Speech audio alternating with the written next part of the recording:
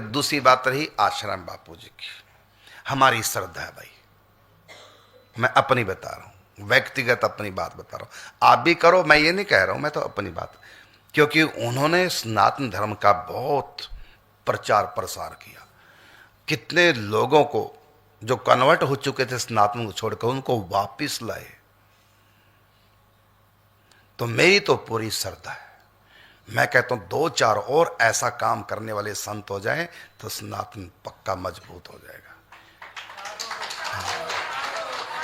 इसलिए मेरी तो पूरी श्रद्धा है। फिर जब मेरी श्रद्धा है तो उनके बारे में जो कहा गया है, तो इसका अर्थ है कि अभी तक कोई दोष नहीं सिद्ध हुआ है। षड्यंत्र के तहत मेरे पास जितनी जानकारी है, वो जानकारी सत्य भी हो सकती है और गलती भी हो सकती है, मुझको नहीं पता इतना, क्योंकि मैंने ज़्यादा छानबीन नहीं की। लेकिन जितना मुझको पता चला है उसके अनुसार तो यही लगता है कि वो निर्दोष हैं और षड्यंत्र के तहत उनको जेल में किया गया है। अब प्रश्न दूसरा उठेगा कि भगवान क्या कर रहे हैं? भगवान क्या कर रहे हैं? भगवान ने क्यों नहीं साथ दिया?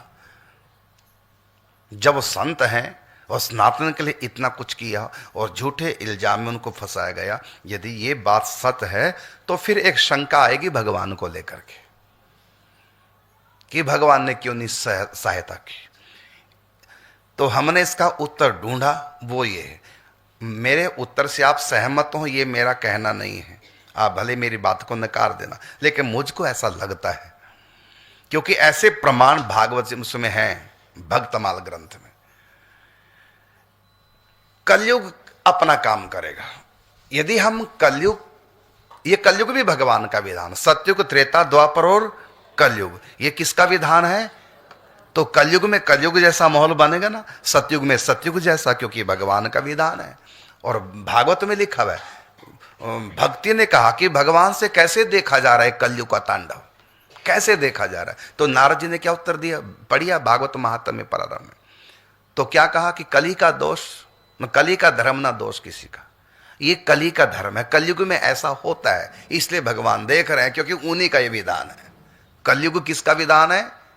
भगवान का। तो उनका विधान है, कलयुग में जो होना है वो होगा और भगवान देखेंगे, क्योंकि उन्हीं का विधान है। कलयुग में ऐसा होता है, तो कलयुग में छूट भी है। कलयुग केवल, तो केवल नाम से अपना उद्धार हो जाएगा। तो ये कलयुग का तांडव हो रहा है भगवान के सामने, भगवान देख रहे हैं और इसको डिस्टर्ब नहीं कर रहे हैं। ठीक है, तू कलयुग अपना काम कर। भगवान चाहते तो सतयुग आ सकता था ना। अच्छा, श्री कृष्ण आए दुनिया में द्वापर युग में, कि अंत में द्वापर युग खत्म हो चुका था और कलयुग संधि काल में भगवान आए हैं। तो कौन सा युग आना चाहिए था जब भगवान आ गए? तो और आया कौन सा? तो श्री कृष्ण के तुरंत बाद कौन सा युग आया?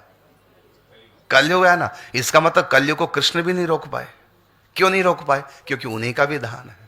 लेकिन यदि कोई कलयुग को रोकना चाहेगा तो भगवान के विधान में टांग अड़ा रहा ना। और हमको लगता कि बापू जी में वो सामर्थ थी, वो कलयुग को रोक सकते थे। लेकिन भगवान ने कहा नहीं चलेगा ये। भगवान ने क्या कहा? ये नहीं चलेगा, कलयुग रहेगा। 4,32,000। बापू कहता मैं रहने नहीं दूंगा। कहा चल फिर जेल में। समझ गया ना? तो मुझको लगता है इतनी समर्थ, वो ऐसे समर्थशाली जो उन्होंने किया है, मुझको नहीं लगता आज से पहले कभी वर्तमान में किसी ने किया हो इतना बड़ा काम सनातन के लिए। इसलिए मेरी श्रद्धा पूरी है। फिर जेल में क्यों भगवान ने क्यों नहीं छुड़ाया? तो भगवान इसलिए नहीं छुड़ा रहे हैं, भगवान ने किया है। आप कहेंगे इसका प्रमाण, तो सुनिए भागवत, जिसका भक्तमाल इसका प्रमाण है। स्वामी रामानुजाचार्य जी ने संकल्प कर लिया कलयुग को छोड़ूंगा नहीं। कलयुग को ऐसा भक्ति का प्रचार किया। और जब जगन्नाथपुरी गए वहां देखा कलयुग मंदिर के अंदर घुसा हुआ है। जो पुजारी हैं वो मछली भी खा रहे हैं और भगवान के पुजारी, और पूजा भी ढंग से नहीं करे, साफ सफाई का ध्यान नहीं। तो उनके पास 700 संतों की जमात थी, सबको भगा दिया मंदिर से और अपने संतों को कहा तुम करोगे जगन्नाथ जी की सेवा। अब 700 संत लग गए व्यवस्था में, और जो गलत कर रहे थे मंदिर में उनको सबको भगा दिया। ठाकुर जी जगन्नाथ जी उदास, गरुड़ ने कहा प्रभु उदास क्यों? तो ठाकुर जी ने कहा ये कलयुग है और संत क्या चाह रहे हैं? कलयुग भाग जाए। कैसे भागे कलयुग? ये 4,32,000 साल तक रहना इसको यहाँ, और संत कहते छोड़ूंगा नहीं। और संत बड़े प्रबल हैं और ये सचमुच में कलयुग को भगा देंगे। तो क्या करें? तो गरुड़ ने कहा कि ये विधान आपका चलेगा, किसी और का नहीं। तो मैं कहो तो कुछ करूं? भगवान ने कहा बिल्कुल करो। क्या? कि कलयुग रहेगा, मंदिर में भी रहेगा, सब जगह कलयुग का राज है, ये कलयुग का माहौल बनेगा ऐसा। तो क्या करूं मैं? तो कहा कि तुम इनको सब संतों का भी समय, रात का समय, सब सो रहे हैं, सबको उठा करके दूर कहीं ले जाओ। तो जब सोए थे तो कहां थे? जगन्नाथपुरी। और जब जगे 700 संतों के सहित स्वामी जी ने देखा, जब जगे तो दक्षिण भारत में कावेरी नदी के किनारे पड़े। तब आंखों में आंसू भर ले, प्रभु आप कितने दयालु कृपालु हैं, कलयुग के लोगों के ऊपर भी आप दया कर रहे हैं, वो गलत काम करने वालों के ऊपर भी आपकी दया है। भगवान ने कहा भाई ये कलयुग है, सतयुग नहीं अभी आएगा, और तुम सतयुग लाना चाहते हैं। इसी प्रकार से एक कथा और आती है, भक्तमाल की कथा। श्री रामानुजाचार्य जी यामुनाचार्य जी से दीक्षा लेना चाहते हैं। कलयुग घबरा गया। भगवान ने कहा यदि ये दोनों संत पावरफुल है, यदि दोनों संत आपस में मिल गए तो ये तो कलयुग को भगा देंगे, बड़ी पावर है इनमें, तो इन दोनों संतों को मिलने नहीं दूंगा। और भगवान ने मिलने ही नहीं दिया, उससे पहले उनको दुनिया से उठा दिया, अपने धाम में बुला लिए, सिर छोड़ गए, मिलने नहीं दिया दोनों को, नहीं तो कलयुग को छोड़ेंगे नहीं। तो ऐसे कई उदाहरण भक्तमाल में है।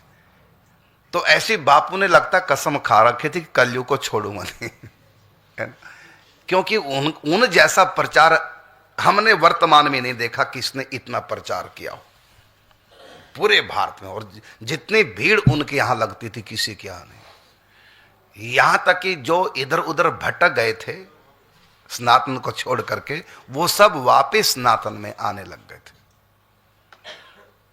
तो घबरा गया कलयुग, कलयुग घबरा गया। उसने फिर कई लोगों के अंदर प्रवेश किया, नाम नहीं लेंगे क्यों किसी का अपमान करें। तो उनकी बुद्धि भ्रष्ट करी और उन्होंने इनको जेल में। तो मैं कहता हूं उन्होंने नहीं किया, ठाकुर जी के विधान ने किया। इसलिए किसी की आस्था खराब ना हो, ना भगवान के प्रति कि भगवान क्यों नहीं उनको बाहर आने दे रहे, क्योंकि बाहर आएंगे मुझको लगता है भी वो तहलका मचा देंगे, कलयुग को भगा देंगे।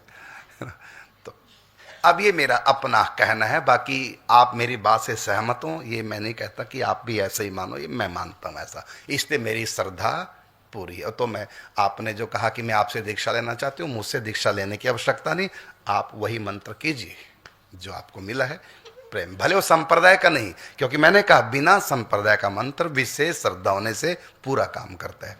और ये जो संप्रदाय के मंत्र हैं, ये तो श्रद्धा ना भी हो तब भी मंत्र पूरा काम